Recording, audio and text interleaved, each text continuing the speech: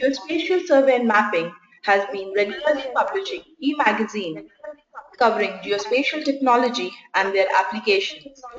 It is leading source of information for topics related to geospatial technologies in the field of survey and mapping. It publishes news, articles, interviews, podcasts, and tender. Today we have Nikhil Kumar, Director, Technical Marketing, SAC Region, Trimble Navigation. Nikhil has more than 2 decades of experience in sales and marketing management, including business development, strategic planning, market research and analysis, large account management, alliances and teaming, business consultation and negotiation, partner and channel management, perspective planning, financial budgeting and projection. At his present role, Nikhil Kumar is responsible for market analysis, strategic business planning and positioning, sales enablement to grow business of different divisions and industry, identifying new opportunities for Trimble products and solution in the region to build new growth strategy. Today's webinar is a discussion-oriented webinar where we have Nikhil Kumar, who has experience in handling domestic and international key accounts in geospatial. With the discussion from the industry, we have framed few questions which can be interest for all on managing the key accounts of the organization. At the end of the webinar, we should be able to better understand important account management and relationship skill necessary for the growth of any organization. Participants are requested to put their questions in the question box. The question will be taken during the webinar. Thank you, sir, for joining us today.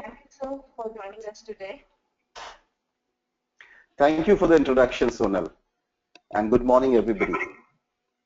Well, it's a good idea to have this discussion oriented, and I would share my perspective based on my learnings, which is coming out of the experience of handling these accounts nationally and internationally, and I don't see much of difference. The fundamentals are almost the same everywhere. So it is purely based on my experience and also some of the interactions that I had, and I'm still having and still learning. So I will definitely try to align all my learnings with the questions that you might be asking. So go ahead, Sonal.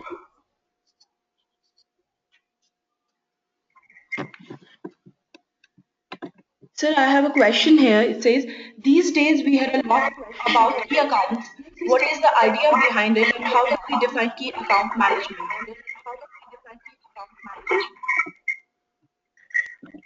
Yeah. First of all, I just wanted to make sure, am I audible all right? Yes, sir, you're audible. Okay. So yes, the question, the topic today is very relevant in today's context. In the discussion, maybe we'll talk more about, targeting, planning, approaching, and managing these accounts. But as we go along in the discussion, we would also know more about why the key account is very important. So broadly, if I were to define, management is a systematic process for managing key interactions, relationship with your most valuable customer. It focuses on creation, execution, and evaluation of an overall plan. Broadly, a plan in developing greater relationship at the top level, sources the most profitable and delivering what was promised. Now, if I have to define it more specifically, these are most profitable accounts that provide major share of your business. In general, key accounts, and there is, it's more of a, in general, I'm saying, not a cast in stone kind of a rule, but it should give you about 80% of your profit and revenue from 20% of customers. That's how your business should be aligned. And it may vary based on what goods that we sell. In Geospatial, if you see, we sell content, we sell services, we sell products. Products could be of different types. And we also have system integration offering and solutions offering. So depending upon what we sell, it might vary in terms of the percentage, But generally, the thumb rule is 20% of customer providing 80% of profit. Then any customer that is of strategic importance to your company, and you see it as a loss of your or inability of securing that potential business from that account, would cause a significant impact. So there may be, in terms of percentage, it is not that high, but in terms of strategy, it could have a very significant impact. And to just summarize, accounts that you cannot do without. All right? So there's a question, it says, what is the relevance of key accounts in geospatial business? Why is it important today?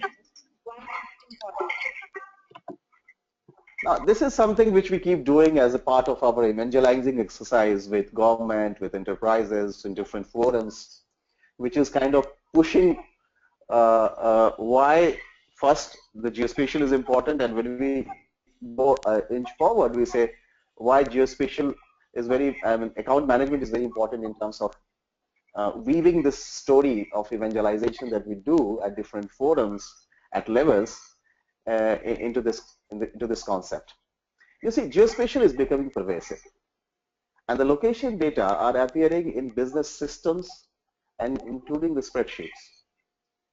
So your assets, whether they are fixed or mobile, all have locations, as do your staff. So if you're a sales company or you are a retail company, your staff, your customer, and your supplier all have locations. You can get information from mobile devices, social media, and when you are analyzing this data, most of it are associated with one part, which is location. So going back to that evangelization of geospatial, location data is available everywhere. We talk about business systems, we talk about images and videos, we talk about people, spreadsheets, mobile devices, analytics. It's everywhere because people, if you see with geospatial information, the organizations are answering questions that earlier were not simply possible to answer before. And why I'm saying all these things is, I'm just trying to extend how the usage is expanding in a large account. So what are the questions that we are asking today? If you talk of an enterprise, or if you talk of large government organizations, where are our customers? Where is our business most exposed? Where are our competitors? Where are our next customer likely to be? What kind of competitive advantage we can log? Where are people most in need? Where should we plan to expand? Where is the vulnerable population? Now, if you see, this is quite a mix of challenges coming from enterprises, coming from government, critical mission program projects, where the closest store to our customer.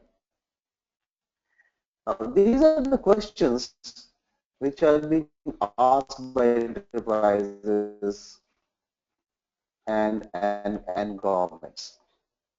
Now, the business, a few years back, was in the prospective list of the sales, which is, just to give you an example of a company that had a customer to be on site within 30 minutes of a call.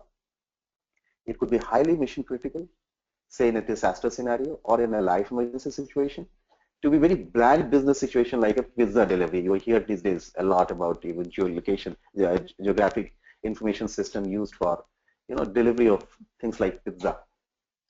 Perhaps naively, they simply, what they do is draw a circle around their location to define a 30-minute service area.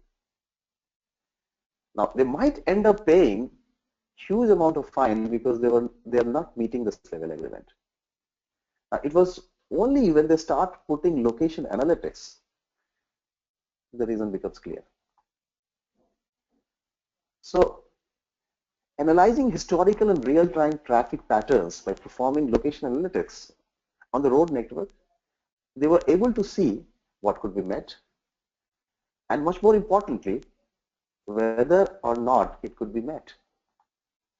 So the point I'm making is that geospatial is no longer confined to one corner of a particular floor as where to just set up my stores, but going beyond and extending that whole rationale into your process and day-to-day work. So it is extending to the other floors.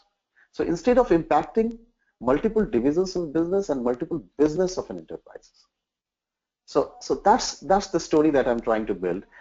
That the key account management is important from the perspective of knowing, mapping, relating, and providing advantage to not just one group of people within an organization or a government enterprise, rather extending that benefit and advantage to the different floors, to the different business units, to the different divisions.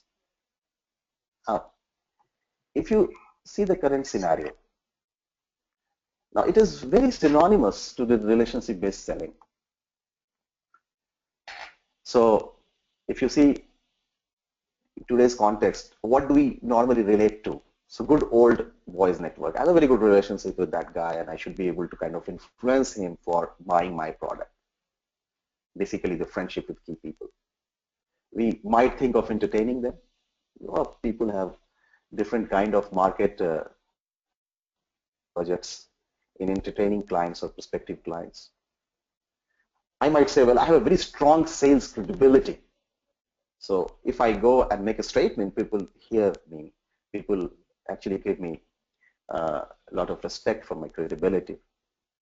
The other thing we say, we have got the best product and services. And therefore, nobody can challenge us. Somebody might come up and say, I have mapped for the last 10 years all the people, the process of an organization. And that's why I'm pretty confident that I should be able to be a winner there.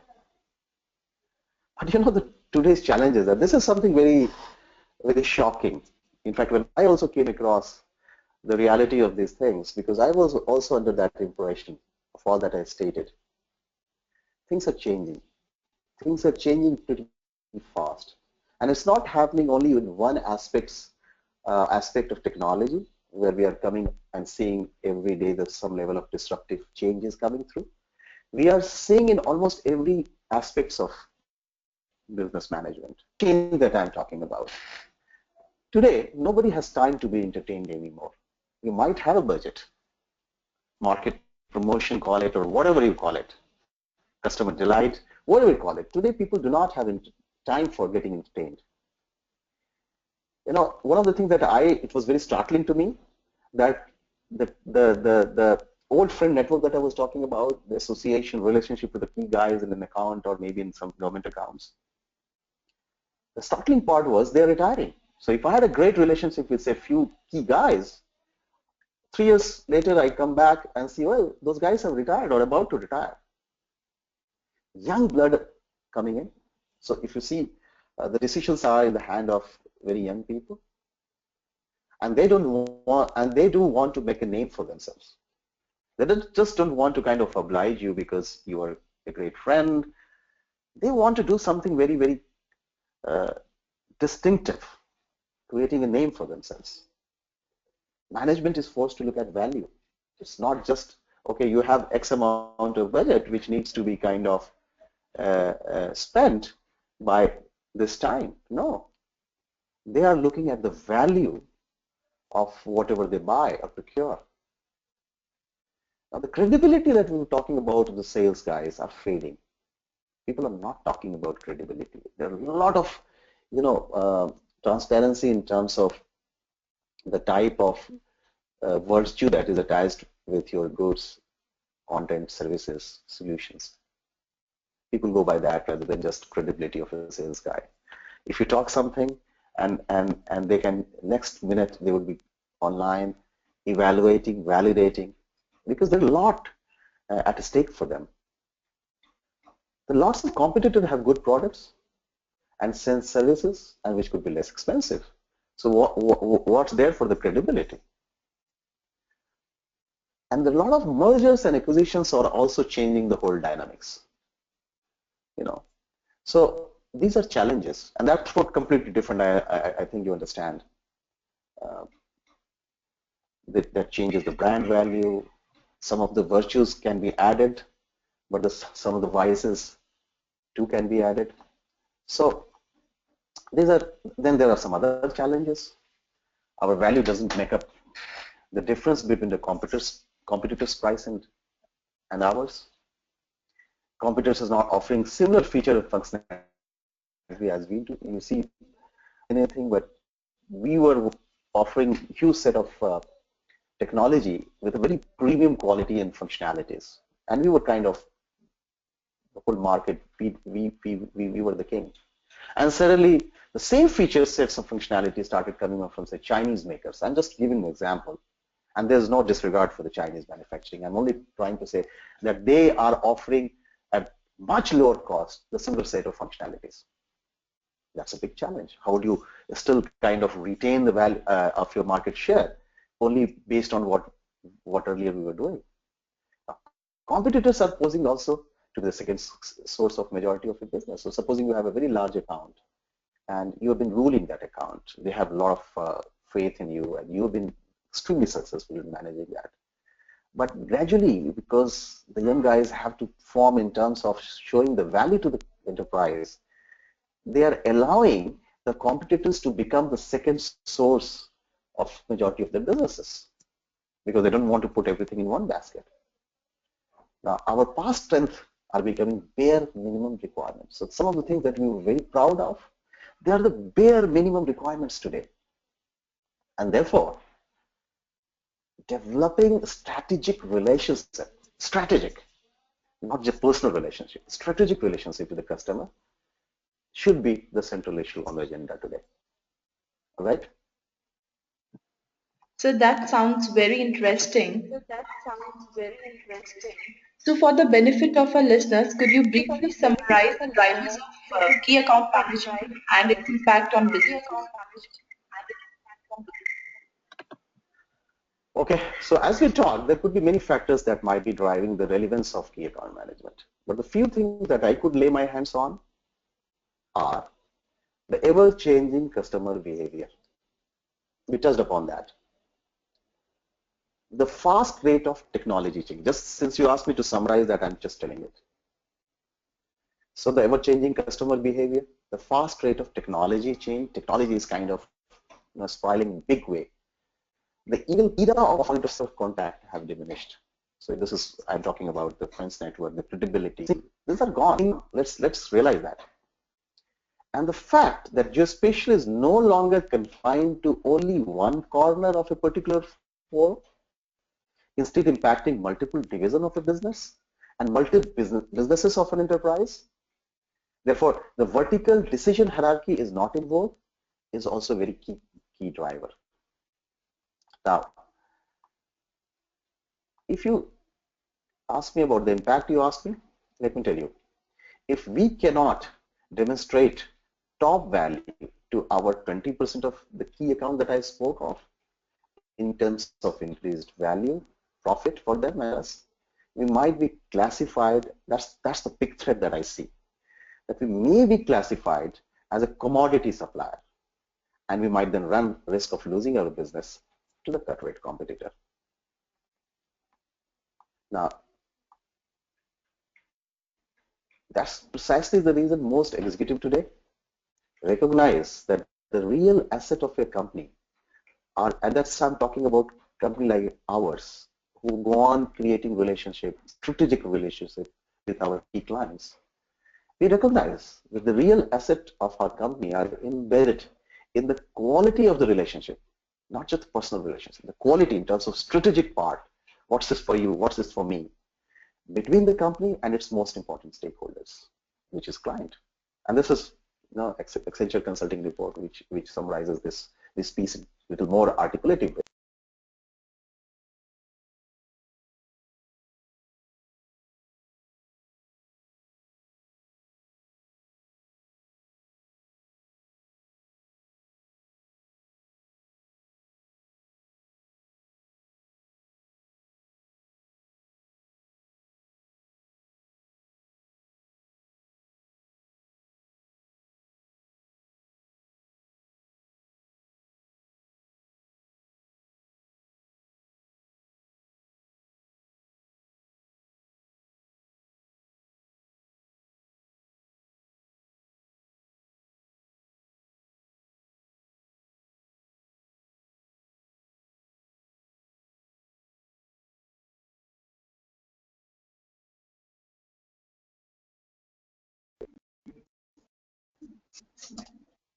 Excuse me, did you hear my answer on the question that you asked about the drivers and the impact? So, Sonal is out of, she's not in the line right now. So I would Okay. request you to, if you can say something more on this. Now, so what we're talking about is, especially on the driver side, that there could be many factors that might be driving the relevance of the key account. The ever-changing customer, the technology is changing pretty fast. The era of single point of contract has diminished. I spoke about that. I don't know whether you heard it. If you have heard it, I mean, you may be overhearing it. And I also talked about that, any longer confined to one floor. It is impacting multiple businesses, multiple divisions within an enterprise. And the whole, this vertical decision hierarchy earlier that we were seeing, they are not in vogue anymore. And therefore, the impact is immense. If we are not able to demonstrate top value to our 20% key accounts in terms of increased profits for them and for us, we might be classified as a commodity supplier and run the risk of losing our business to a cut rate competitor. And therefore, most executive, like in any organization that you belong to or I come from, uh, realize that the real asset of a company are embedded in the quality of the relationship between the company and its most important stakeholders, which is the client. All right. So, what are the mistakes that we commonly do that can be avoided while managing these large accounts? Well, there could be many. Very difficult to kind of summarize that, but I can only share based on my experience and the ones that are important because we have, which is coming to mind right now, are lack of consistent methodology. We normally talk a lot about key account. Everywhere that I go and they speak about, we have this 5 key accounts or 10 key accounts, and these are the guys who are handling it. But the mistakes that we do is that we do not have a consistent methodology or process for handling large account management. Somewhere people give one part or somebody gives the other part, but the consistent methodology and process well defined is something which we normally do not do. Then second is a chronic reactivity. Now we have a propensity to own interest or the real interest of the customer. We go on with that tendency. And you do nothing unless the customer screams at your face. So it becomes a squeaky wheel. It's the squeaky wheel and only the squeaky wheel that gets oiled. That's the fundamental mistakes that we keep doing. Now, another thing that comes to mind just is managing large accounts or key accounts are not it's kind of charging of their accounts. I mean, if you don't have established system of managing account information, you just muddle through, picking off hopes for the best, and allow the accounts to drift out of your control. Now, successful account managements are successful because of their process methods. They keep in touch of the regular basis activities so that the minor problems never get changed, and you never allow that to grow into major ones. There will be problems. There will be small squeaky wheel everywhere, but you need to kind of keep seeing it, looking at it on a regular basis, and that can only happen if you have a method, if you have a process. Otherwise, what happens is that based on the charisma of an individual who is very, very methodical, you do well. But if there is no enterprise-driven process and methods, you actually again, run the risk of getting impacted once the guy who was managing it with his charisma goes off. So for an enterprise, I would say, I mean, it's very important to, religiously put this process and method for key account management in place. All right. Thank you, sir. So, another question is, considering geospatial still considered a mere mapping or decision support tool, how should companies or the manager target and position themselves with the large organizations? So when it comes to, there are two questions that you're asking me. One is the target part, how should we target it? And second is how should we position? So coming to the target part, there are four important considerations. And these are known to everybody. I'm just trying to summarizing that in one place for you to be able to sensitize that it has to have a process and method. I'm impacting a lot on that part. So there are four considerations that one should relate to. One is information. Any information I'm saying, that you can gather about your key account is very important. Changes in your account's business environment, that must be an information you should have. Threat to their position from their competitors, they can also have threats. The direction the business are taking, what is their mission? Because the account's mission also is changing. They may be acquired tomorrow by somebody, and the whole fundamental that we had based our strategy on might require a relook. Now, all this can help you in devising a strategy that ties in with and complement the customer strategic concerns. The second part is related to people. Identify at least one champion for the account. That can be anybody who has got a broad knowledge about how the company operates, and he is convinced about doing business with you and your firm. One champion for each account. Also contact account people with whom you don't, because this is an important reality check, and also as a way of bringing information you should hear, but you might not want to hear. So, but that's very important in terms of pushing through a proper set of strategy. So one is about the information, second is about people, third is about the process part itself. More subtle process than merely itemizing your product and services. So decide what you should be placing with the customer in the field of play.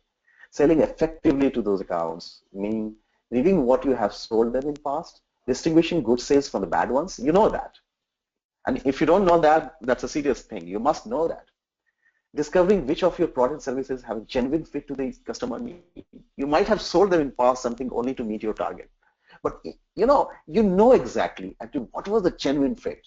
Put it in your process sheet. True solutions are answers to specific problems, and no product or services, no matter how expandable, solve all problems. So, and the fourth part, so again, summarizing it so that you understand it properly, the information part, the people part, the process part, and basically, in summary, it finally more of an outcome than mere a point, is what it is for the customer part. How my solutions, services are contributing to his or her business, not yours. To effectively manage a large account, you have got to seek contribution through the customer size and deliver values that enhances his or her bottom line, not yours. Yeah, it has to be yours as well, but it has to be more from the customer side. This is neither natural nor easy, but it has to be done. Now, coming back to the positioning, this is a very interesting thing that I would like to talk about. Positioning requires drive. We all have different degrees of drive. Hello? Am I audible? Just checking. You're audible. Okay. So coming to the positioning thing, I will start with a story. I hope I still have time for this. Yes, sir. Okay, so this is a very interesting story. Many of you would have already heard it, but I will still go ahead and say, because I will tie this with the positioning part. So, a man came across three Masons. Have you heard three Masons story? I don't know, but I'll just go ahead with that. So there are three Masons. This man approaches them, and they were working at a chipping chunk of a granite from a very large block. So the man goes there, and the first thing, very unhappy, chipping away, frequently looking at his watch. When the man asked what it is that you are doing, the first Mason responded, very curtly, I'm handling this stupid rock to wait till 5 p.m. when I go back home. So that's the answer that the guy got when he asked, what are you doing? Then he goes to the second mason, seemingly more interested in his work, handling a little diligently, then kind of abruptly. And the same question was asked by that man. He answered, which was, of course, what were you? Well, I'm molding this block of rock.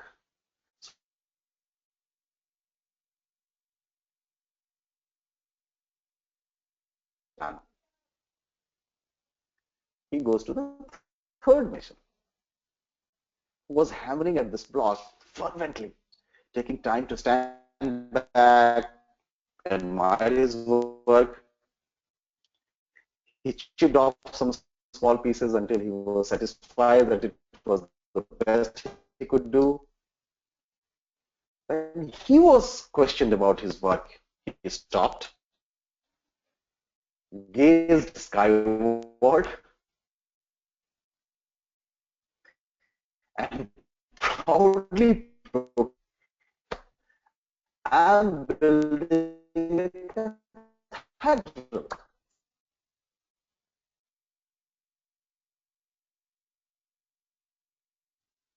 Doing same, having same skill sets, three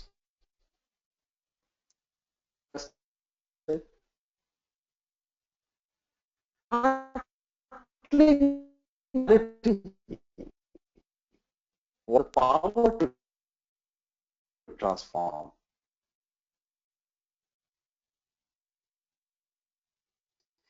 It has a power to not only but the quality of consent. This task by the three Mason and R, then imagine the impact that your purpose can bring and that of our employee.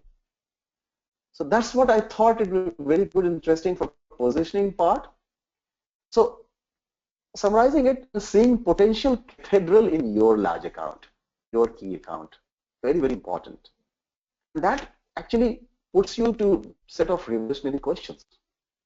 Just how do we tie down the piece of business that you're doing? How can we get this order? But also, how does this piece of business relate to other pieces of business that we in this account? It's kind of saying that I'm petty and my business is 40% of all cola drinks. But I'm petty and I'm only 12%, beverages market. Just giving a very raw example.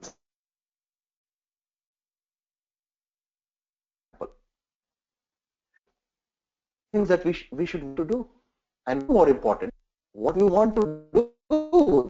That's fine.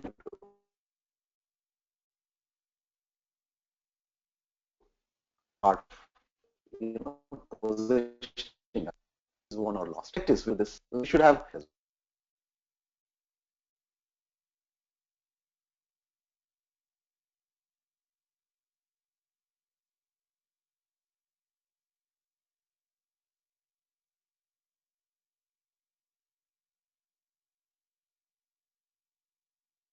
Most business today has a higher potential return than long-term investment in life and key accounts.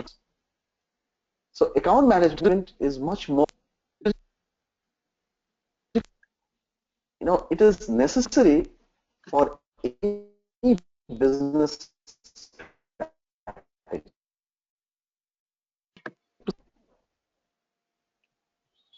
That's all I can say.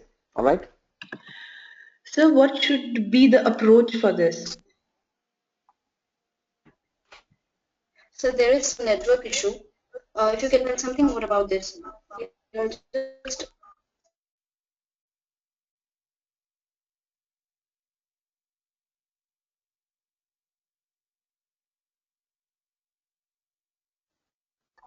Oh, okay. So when where did you lose me?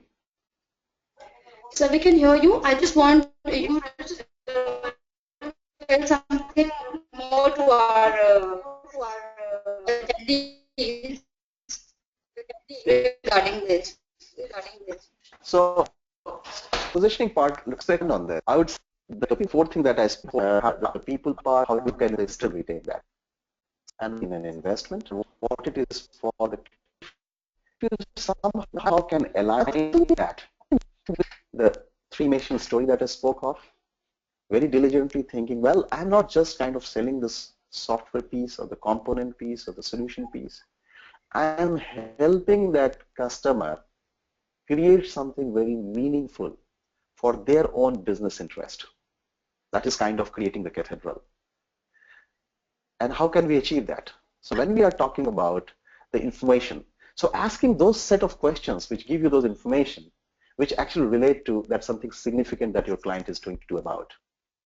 So if they are kind of creating, content for, say, very high resolution or very high scale data, we might should know that what their end objective is. Where are they going to apply? What are they going to do it for? Hello. Now, all sets of how we can help them better. This is more from the information perspective. From the people perspective, as I say, who are the key guys who are going to be playing a very important role in this whole. The number three part, what process should we bring in order to be able to link it? And number four, just summarizing that and say, okay, if I do that, how we are distinctively adding value to their work accomplishment. Okay? So what would be the approach for this? Well, there are four key elements. Approach, I can definitely tell you more from this structured part. People can have their own approaches so long as the positioning part, the targeting part are well aligned with what I just said. But from the structured part, which I try to do when I approach or I still approach the client, are basically a framework of four important things. There are four elements. You need to get approach important. And like any successful sales strategy, it requires a strategy which is grounded in customer knowledge. So the first piece of the four elements that I'm going to be talking about is the customer knowledge. Customers, what is the current and potential impact to our business? Who are the purchasers? Who are the influencers? Services do they buy today and in future? What do we offer and what can we offer? What do they need? I mean, known and latent. That's very, very important. Somewhere I heard that in fact capturing the metaphysical need of your customer, which is even not known to your customer today, but kind of you be able to understand as to what tomorrow they would need, actually helps you in pushing your things in a way that you don't have to, once the project is launched, you have to do any selling for that. And that's what Steve Jobs did. They, in fact, kind of getting into the customer brain, and still does not know as of today as to whether he would be requiring that or not. So that's what I'm saying, known and latent. How do they buy? The whole process, which is current, and maybe potentially what could this be? The second part will be kind of identifying the nature of the sales improvement opportunity for specific customers, which is I am calling value proposition design. So integrating, coordinating, and changing information. So whether developing a turnkey or near turnkey solutions, that's, I mean, more, I will say, driven by how your company approaches. But I'm just picking up an example and going ahead with that. You may like to kind of customize and relate it with your business, but assembling components together in a unique way to meet customer specific and collaborative needs. As I said, that it could not be just in one corner, one flow. divisions and businesses within. You have to understand that when we say key account, this is what we are normally talking about: large accounts, big accounts, which has multiple businesses. If not multiple businesses, one businesses with multiple divisions. Now, achieving penetration, retention by explicitly linking the advantage of one product to another. There can be multiple product portfolio that you may have. Cross-selling, so you may have to require different kind of reference, which might mean differently and distinctively for each of the divisions that I'm talking about. Taking one-time action to use relationship in one areas to become qualified supplier in another. So supposing I'm just pushing or selling to one division, how can we draw on that to go on and sell in some other divisions? And increase satisfaction and decrease effort cost by leveraging information and support resources. So that's about value proposition design. You must have a very clear sales and channel strategy. If you're direct sales or you have a channel which sells, so you must have a potential go-to-market approach and what advantages that it can bring in. So the market-oriented business group keeps the complete authority must do that. It can actually develop a package of offering for common sets of customers. There should be common front-end sales force across, almost product groups. That's the problem. Sometimes from one organization, if three different guys go with three different product portfolio, the customer gets confused. So you must have, single point of contact who can organize customer interface. He can still bring in and draw on those three different people, but there should be one guy who the customer interface with, and he interfaces with the customer in kind of coordinating the whole activities of the company. Now overlay, we are in geospatial, so we must know and use and leverage this, the brilliance of the technology. Overlay account management groups under a corporate team so that he does that POC thing. And it stimulates referrals and collaboration without create a matrix of account management groups of multiple groups, depending upon how complex your organization and the product and offerings are from the customer. So in providing a focal point for account planning with the specialist tied to the specialist groups, specific groups. Assignment of lead unit for multi-unit accounts. Now that's another thing. Allowing the account planning, much well in advance with so these are various which can be possible. And the fourth part that I will say is the creating the account team that I spoke about. So one is the contact and interface perspective, but creating an organization within your own organization, which can be one person, which can be multiple person, team. It could be for different areas. There could be sales guys, which drives the client relationship and has deep industry expertise. So basically, it also has to be picking up one of the guys who relates with the domain, with the industry that we are calling key account. Because you cannot have four people with four different offerings have an equitable set of expertise for that industry. So you need to pick up one which has got the most deep, knowledge, domain knowledge. So you can create that organization which is more of a sales and distribution around this key account. You can create some different incentive for that. The whole pricing has to be very, very clear in terms of what we are going to be offering. Should this kind of requirement be, mentioned or established or understood, and create, skill sets for those account managers, bringing industry experts, solid senior client relationship management, who should have cross-functional experience. So either you are hiring as a new position, or you are kind of promoting or bringing within the company people. You must see whether those guys actually have this, specific skills in terms of having domain knowledge, having, solid client relationship management, cross-functional experience. These are the things that you may like to do. So creating a dedicated and designated team definitely defines clarity and purpose.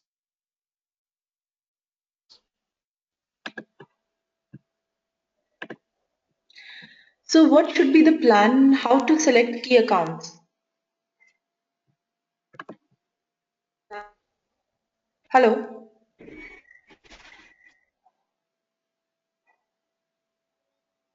can you ask this question again? I didn't hear you properly. Can you again ask this? Sure, sir. So what should be the plan and how to select key accounts?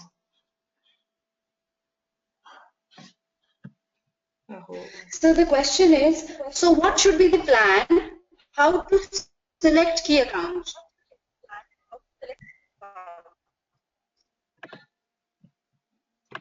And both of you spoke together. But what I could get is, what should be the uh,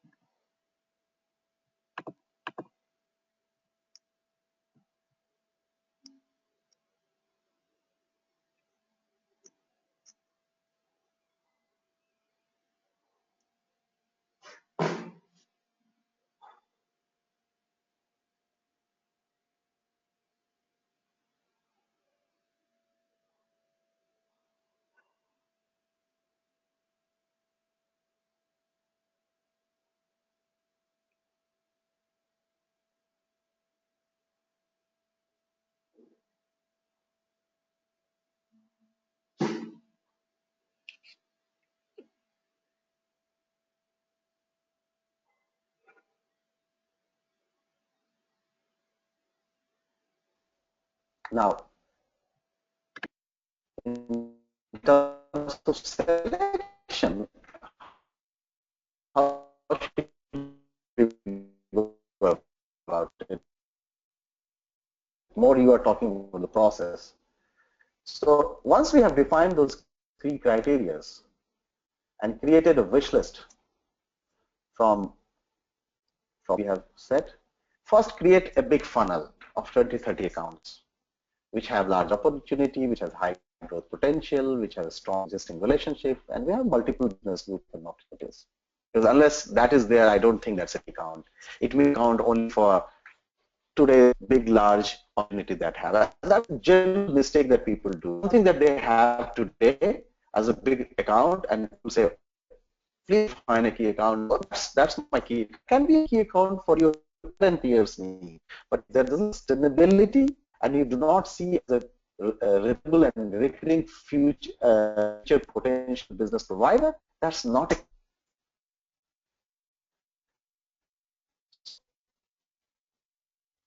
that's a very important aspect. And then you 20-30 accounts that I put in that funnel, select your trend depending upon how big, large, medium size, on the size of opportunity, profitability, strategic value, both in terms of competitioning, large sales contribution, account openness to the account manager.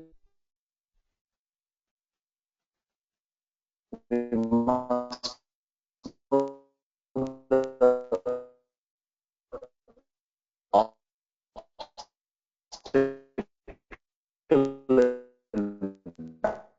should also be the basis finally selecting that. Know about all these things that might not qualify.